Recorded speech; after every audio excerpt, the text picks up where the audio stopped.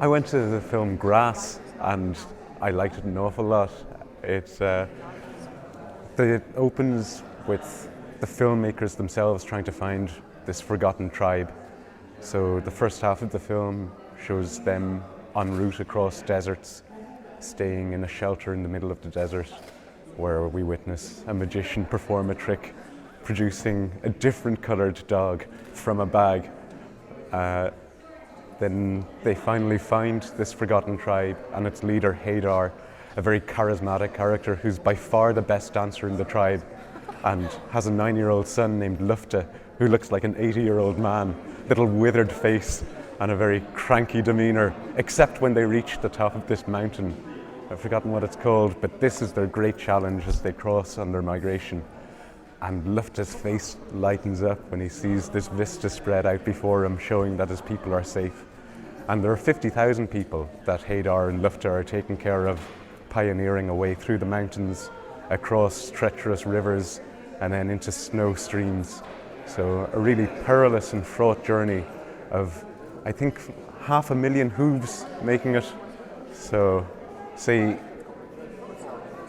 four hooves per animal.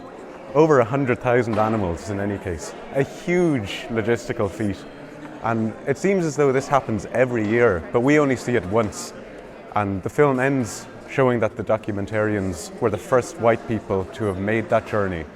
So it opens up the question as to what has gone on in previous years, and is this, they say that this forgotten tribe has been doing this for time immemorial. They eat bread that goes back to the time of, it would have been ancient bread at the time that the scriptures were written. So there's a whole universal life pattern built into the film. I think a film that's similar to it is The Weeping Camel. It was made about 3 years ago, and what struck me about that film, which also charts the life of nomadic peoples and how they deal with their animals, and a group of families living together in a commune, is how little they speak and how purposeful everything that they say is, and very functional language when they do speak. It's always directed at making a specific instrumental point. So I don't think we lost anything by not hearing any dialogue during the film. Although the filmmakers looked as though they'd be fascinating people to speak to, I would have liked to have heard more of what they had to say. The piano score that accompanied it was absolutely pitch perfect, really carried the drama through. There was at one point talk of animals drowning in the river, and at that point the piano swirled around. There was another bit where there's a reference to a sheep crossing the river on a cow's back, and the caption comes up on the screen, "Everywhere that Mary went, her lamb was sure to go." And at that point the piano has a little pastiche of "Mary had a little lamb."